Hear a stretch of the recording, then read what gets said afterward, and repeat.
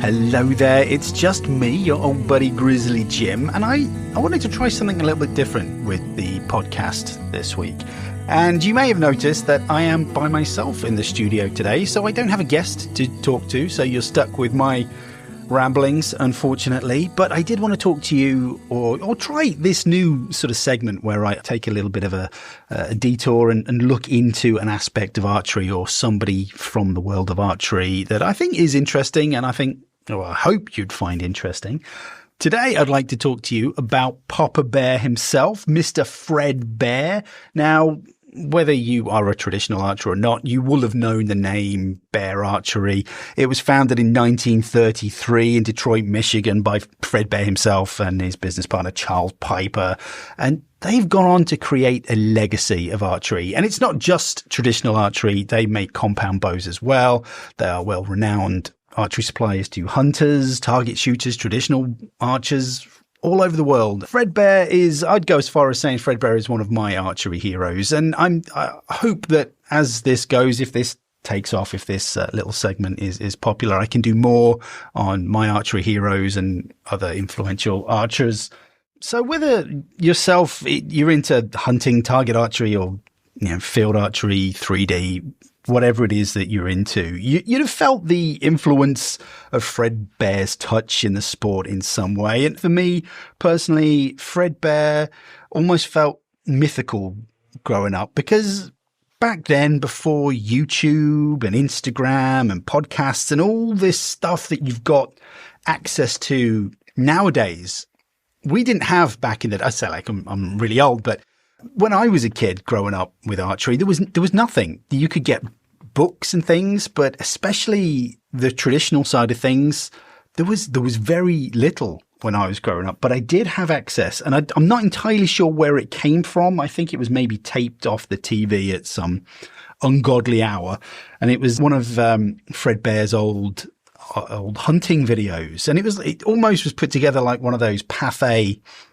documentaries where there was a voiceover and it was in black and white. I think it was in black and white anyway. And there was Fred and a couple of his buddies out on this adventure in the woods, kind of doing things. And there was this fantastic narration of this kind of middle American accent, just talking over it. And I loved it. I wore the tape out when I was a kid, and that was all I had. There was no access to everything like there is today. I don't know, it just made it feel very special, and I was very connected to Fred Bear through that. And it was watching that kind of grainy old footage with the terrible tracking lines on the screen and that kind of warm VHS fuzziness, that kind of analog archery. And that's kind of how I see Fred Bear, as analog archery, going back to a time where not everything was polished as it is nowadays, and things were a little bit more rough and ready. And it was just a simpler time, I think, personally, anyway, where things wasn't as loud or as flashy or as overproduced. Everything was kind of a bit raw, but it just felt very, very real to me. And I think a lot of traditional archers from certainly my generation, especially, Fred Bear became this symbol of what traditional archery was supposed to be, that spirit of adventure and patience and instinct and this connection to nature. And it's not just about the equipment, but I digress. So anybody that maybe doesn't know much about him, Fred was born in 1902 in Pennsylvania, and he eventually became one of the biggest names in bow hunting and traditional archery, basically in the entire world, when hunting was completely dominated by firearms. And obviously he wasn't the first bow hunter, but he was one of the people who made bow hunting feel romantic, I think is the word I would use. And that, I think, is the important bit, the way Fred Bear made us feel. I think I don't want to get too kind of wishy-washy with it. Fred Bear didn't just make people want to shoot a bow and arrow. He made them think about it. It made them dream about it. It made it so fantastical. He really was, I guess, when you think about it, he was one of the first influencers out there, because he made people want to pick up the bow and arrow. He was selling the lifestyle of adventure, and yeah, he made people really aware of that. And I think, he was one of the first archery influencers, I would say. And weirdly enough, Fred didn't even start out as some legendary archer from childhood. One of the stories I always loved was how he got inspired in the first place. Apparently in the 1920s, he saw another famous archer and bow hunter, Art Young, who we'll get into. If this kind of segment takes off, we'll look at Art Young and that kind of whole side of things, and look into kind of Howard Hill, Pope and Young and all that kind of thing. But we'll save that for another day. But he saw Art Young shooting a demonstration, and something about seeing that just completely grabbed him. It was like a switch flipped in his brain. And honestly, I think a lot of us probably understand that feeling, because that's how many of us got into archery. There was just that one thing that was a little switch, and it piqued our interest, and that was it. We were hooked. And that happened to him. He's just a guy. I mean, the same thing can happen to any of us. And yeah, it was nice. It's nice to hear that he was inspired by someone, and that inspiration just keeps going and gets passed on from generation to generation. I mean, that's my hope. If I ever have an archery legacy, it's that one day I inspired somebody to pick up the bow, and then, further on down the line, somebody saw them shoot, and so on and so on. And that's my dream. And yeah, that's kind of what happened with Fred Bear. Maybe just seeing somebody shoot a traditional bow for the first time, something sparks, and then suddenly archery gets under your skin. Takes over you. We've all been there. And I've said a couple of times in a couple of podcasts and things that I wish I could go back to that first year in archery, or really understanding archery. That very first year, because nothing compares to when you first discover archery, when you're first getting into it. That passion, you can still have passion, and passion can still consume you and be with you your entire archery career. But that first year where you're inspired, I wish I could bottle it. I wish I could go back and have that again. That would be amazing. But you can't, so you've got to move on. Now, that's enough about me. We need to get back on track and talk about Fred Bear again. Now, Fred wasn't just famous for shooting a bow. He was famous for building them, promoting them, and traveling the world with them. And one of the stories I absolutely love about Fred Bear is one of my favorite bows. I've got many favorite bows, but one of my favorites is the Kodiak Takedown, the Bear Kodiak Takedown. It was probably the bow I shot for the longest amount of time. A beautiful bow. I've got an interesting story about my one, which I'll share with you another day. But the reason why that bow existed, Fred Bear went to, I believe he was going to Alaska to hunt. And he got separated from his one-piece recurve, which again, I think was a Kodiak, but it was just a one-piece bow. And he got separated from his bow. I mean, that ended up in a different place. He ended up in Alaska, and he couldn't shoot. Fred Bear's left-handed, so he couldn't just, unfortunately, shoot one of his buddy's bows who was right-handed. So he was without a bow. So he missed out on this amazing adventure. So he went back to Bear HQ, and he was like, "Oh, I don't want that to happen again." So that's why he developed the Kodiak Takedown, so he could pack the bow down small and store it under his seat in the plane. Now, obviously, you wouldn't be able to get away with that nowadays, but back in the day, back in the sort of 50s, 60s, you could. And that's why we have the Kodiak Takedown. He wanted something that he could travel with. And I just think the whole story of Fred Bear is full of amazing little stories and tidbits like that. I think the guy's a legend, and you could probably tell by the way I'm gushing about him. Bear Archery became one of the most recognizable names in archery history. And even now you see Bear recurves, longbows, compound bows everywhere. And especially here at Merlin, we are, since about 2011, I think, have been the UK main distributor for Bear Archery products in the UK. So we've had an incredible relationship with Bear over the years. They even gave us a bow last year to help us celebrate our 50th anniversary for our Merlin 50 giveaways. So yeah, we got on really well with Bear. They're a fantastic company to deal with because of the heritage that kind of what we're talking about in this little podcast today. So, that legacy, that Fred Bear's legacy, it's lasted. But I think a massive part of Fred Bear's influence came from those films I talked about. Those old Bear Archery films that had this atmosphere to them that's really hard to explain unless you grew up watching them. They were slow and quiet, almost meditative. And you see Fred stalking through the forests or traveling through Alaska or Africa with a recurve bow. And there was this feeling that archery wasn't just a sport. It was this adventure. And that's something that I've taken with me. That's why my original archery channel is called Archery Adventures, to capture that spirit of adventure that I got from Fred Bear as a kid. I guess that's my little homage to Fred Bear with my channel and the content I used to make when I was out in the woods with my friends with the guitar music and the little montages. That's always what I was trying to recapture, that kind of Fred. Like in my head, I was pretending to be Fred Bear. I was cosplaying as Fred Bear. That's something that stuck with me for a long time. And when I was a kid watching that stuff on the old VHS tapes, it just got into my bloodstream and helped me become Grizzly Jim. Because I wasn't born Grizzly Jim. I'm Jim. I was just a guy. I don't even really remember becoming Grizzly Jim, but I think I wouldn't be who I am today without the subtle influences of Fred Bear, maybe. And one of the things Fred Bear became hugely associated with was another thing that is incredibly close to my heart, and that is instinctive archery.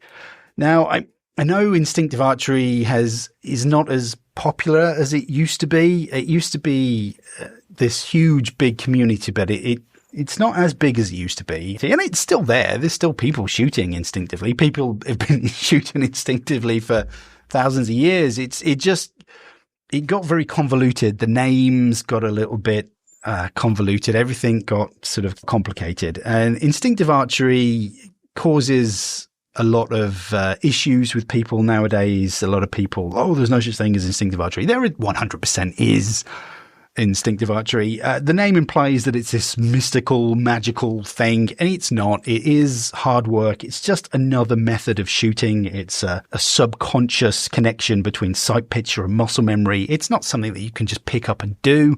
It is something that requires time and effort, and arguably it takes longer to get good at instinctive archery than another system. But this isn't a podcast about instinctive archery. This is a podcast about Fred Bear. But Fred Bear was an instinctive shooter. He was a snap shooter, which, if you don't know, instead of coming to full draw and holding for a few beats and then executing a shot, Fred Bear, as soon as he hit his anchor point, he'd release. And that's called snap shooting. And there's not really a lot wrong with snap shooting. If that's the way you want to shoot, then that's the way you shoot. And if it was good enough for Fred Bear, then who are we to question it? Diverging slightly. Well, I mean, you wouldn't be one of my podcasts if we didn't divert slightly. But that's why Bear Archery did very well with the compound bow. And even Fred Bear did use a compound bow for a while. He didn't hugely like it. He preferred the single string recurve bow, because that strange draw cycle of a compound really messed up his snap shooting. So that's why Fred Bear preferred the traditional side of things rather than the compound things. But yeah, he was an instinctive snap shooter. And even Fred Bear said that instinctive archers don't always make the best tournament archers, because the human brain can only really give something its full concentration for about something like 40 minutes. And the concentration that is required to shoot a whole tournament instinctively it's exhausting. I've been there. I've tried it. It really gasses me out if I do a tournament, because the amount of concentration involved. But it did lend itself fantastically well to hunting, as it did with Fred Bear, and he was famously harvested many animals over his career, all shooting instinctively. So yeah, that's just a little diversion into instinctive archery, which I think is something that Fred Bear was very famous for. And I mean, I used to kind of try and emulate the way he used to shoot in his videos, but I didn't know it was called instinctive archery then. It was only 2011, 2012, something like that. I understood it had a name and it was instinctive archery. To me, it was just archery. That was just what you did. But the idea of instinctive archery is pretty simple. You're not constantly aiming in the same way you would with a sighted bow. You develop this relationship between your eyes and your brain and the bow through repetition. And it's like throwing a ball. You don't sit there calculating angles. You just know and you throw, and it's as simple as that. And some days it goes better than others, obviously. But Fred Bear made instinctive shooting look almost mystical sometimes, and people who used to shoot with him would say he barely seemed to consciously aim at all. He'd just focus intensely on the spot that he wanted to hit, and he'd release just a very smooth draw, calm release, no panic, no stress. And honestly, that's one of the reasons traditional archery hooks people so deeply even now, I think, that simplicity of it all. When instinctive shooting works, it feels primal, like your brain and body are doing something ancient. And honestly, I think that's probably why Fred Bear has such a huge effect on me growing up, because traditional archery always felt more emotional somehow than target archery did. I never really enjoyed standing on a line, shooting arrow after arrow at the same target. It never did anything for me. I used to get bored as a kid, and shooting traditionally in the woods really ignited something. The first time I tried that, I thought, this is what archery is. Being out in the woods, shooting at things. Now, I was lucky enough to grow up on a farm when I was a kid, so I had the run of the farm with some woodland at the back. And I did have the run of the countryside to shoot at old clumps of moss and old tree stumps and things. And, that was always what it was like to me. I was always trying to emulate Fred Bear a little bit. Traditional archery always felt more emotional to me somehow than target archery did. And I say that as someone who loves all forms of archery. I really do. I don't necessarily love all forms of archery, but I do appreciate all forms of archery. Traditional archery felt like it was in my DNA. And I think it is in all of our DNAs, because archery is in everyone's DNA, because archery is one of those things that developed independently across the world. So at some point, your ancestor used a bow and arrow at some point, whether it was to put food on the table, whether it is warfare, but somewhere in your bloodline, there is a traditional archer. And I think that's why it felt so special and mysterious to me. It made it feel like archery was tied to storytelling and adventure and campfires and forests and all the stuff that I love. Even the image of Fred Bear himself, this iconic image that, he's got the hat, he's got the plaid shirt, he's got the pipe, he's got the calm voice. Now, he had such a laid back voice. Now, I find whenever I go back and listen to anything with Fred Bear in it, it takes me a while to tune into his voice, because it's so chill and laid back. It sounds like nonsense to start with, till you tune into the way he speaks. Then it's just so relaxing. He's got one of those drawls that just really kind of draw you in. Going back to the plaid as well, he was famous for going out into the woods on some of his adventures and his shoots, wearing nothing but a thick flannel shirt, and a lot of time he'd wear sneakers or trainers. He could be quiet. He could sneak. He could. I just imagine this old dude sort of walking through the woods in a flannel shirt and his hat and trainers. I just think it's such a wonderful little image. And there's something about him standing there with his bow in his hand, basically just created the image of the archetypal traditional bow hunter. And So yeah, if you want to know really why I wear a lot of plaid, especially during the autumn months, it's a bit warm now, but during the autumn month, I wear plaid because deep down I'm trying to be like Fred Bear. This was like an outdoor philosopher more than a hunter. And there was another thing I always respected about Fred Bear. Films that he used to make didn't make him look superhuman. You saw failed stalks and missed opportunities and difficult shots. And honestly, I think that made him far more relatable than anybody else. Like nowadays with, social media and stuff, everything gets edited to perfection. Everybody only uploads the perfect shots. There's very few people out there that are willing to show the bad shots, the misses, the missed opportunities, the failures. And I think that's what people want to see. People want to see people being human, I think. And there are so many people out there just, like I say, showing their absolute very best. And that's something, again, in my videos, I've always tried to subconsciously emulate, that it would be very easy just to show the very best, every perfect shot, edit out the failures. But who am I trying to kid?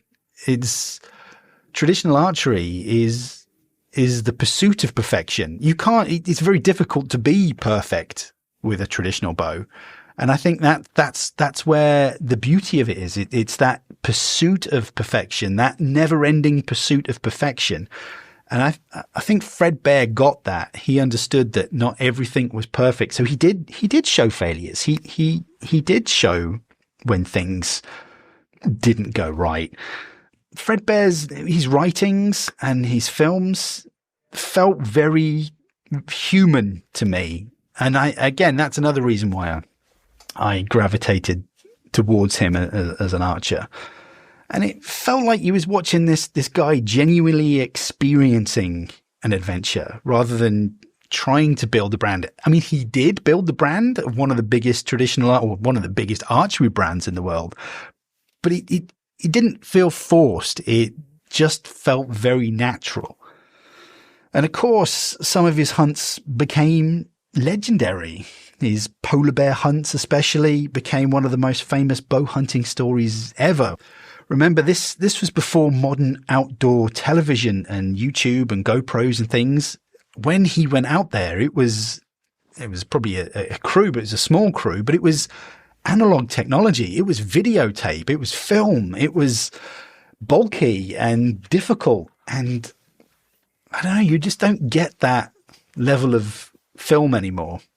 Which, I mean, nowadays, a lot of film it's a lot easier to film content outdoors and things. I do myself. Yeah, I just think there's a lost art form to it there, really. And to people watching back then, Fred Bear basically looked like he was basically Indiana Jones with a bow, and traveling to the remote places with traditional equipment and traditional film equipment. It was a whole other thing. It was amazing. I'm gushing a little. I'm not going to apologize for gushing over Fred Bear because he's a huge inspiration to me. And like I say, many other archers. He was so inspiring. And one of the things that really, especially now as I'm getting old, I'm not old, but I am getting older.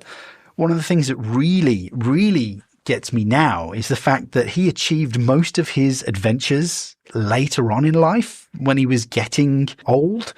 I mean, he died I think it was 1988, I think Fred Bear died. And so he was a ripe old age. And he was out almost to the very end. He was just such an outdoorsman. That's what Fred Bear did. He was the ultimate outdoorsman.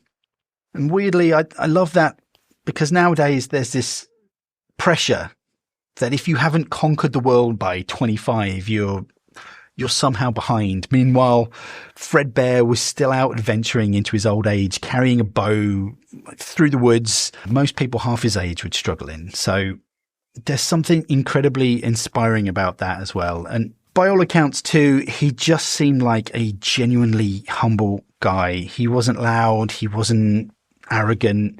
even in interviews, he came across more like your granddad, telling stories around campfires than some celebrity outdoorsman that you kind of get now. There wasn't the pomp and fanfare about him.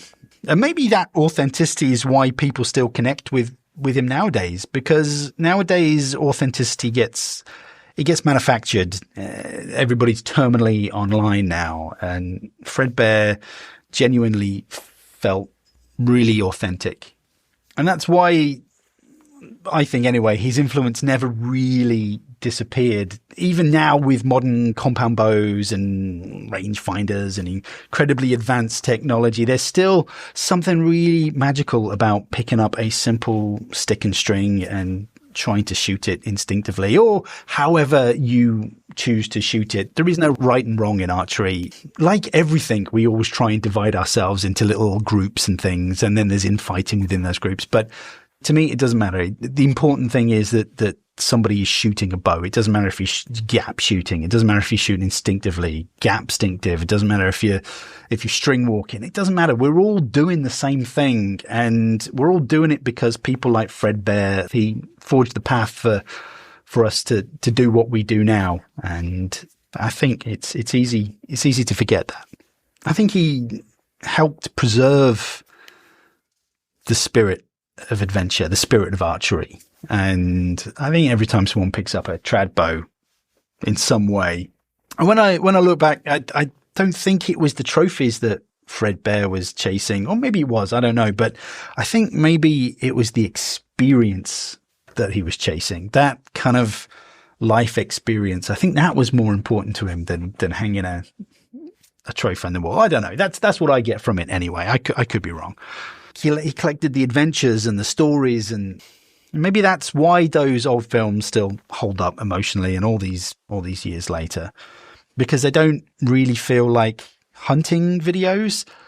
They felt like adventure films. And I'm not a bow hunter. I'm not opposed to bow hunting. I am a meat eater. I grew up on a farm. I know an animal's place in the food chain, but I'm not really a bow hunter. But the films I used to watch, I never saw them as bow hunting films. They were just adventure films.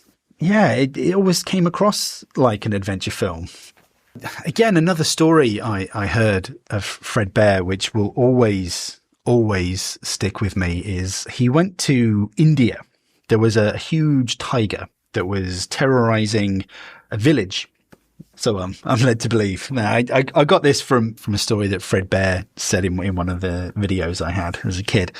So I don't know exactly how truthful it is, how much of it is true and whatnot. But the Raja of India or somebody sort of asked Fred to come over and help hunt this huge tiger. It killed a couple of villagers and it was becoming a problem. So they said, "Oh, can we get Fred Bear to come and help us with this tiger?" And so Fred Bear was in a tree stand, and he was aware of the tiger. And what he wanted to do, he wanted to get some of the villagers to kind of go round the back of the tiger to kind of make some noise, to beat the ground and drive the tiger a little bit closer to Fred so he could have a decent shot at it. But this tiger wasn't moving. So he thought, do you know what I'm going to do? I'm going to shoot an arrow over the tiger. Hopefully that will spook it and bring it closer. So he drew up, aimed and loosed his arrow, and straight through the air, bang, straight kill, right into the heart and lungs of this tiger, dropped it dead. I don't know, something like 60 yards or something. I can't remember the exact distance. And everybody went crazy, like he was paraded around, like, "Oh, Fred Bear did this. Amazing, amazing." But it was an accident. He didn't mean to do it, but he didn't quite have the heart to say anything at the time, which I just think is such a whether the story is completely true or not, I don't know. But it just, yeah, that story sticks with me. That's another one of the stories that I remember from one of these videos. I don't know. I just thought it was a nice little story.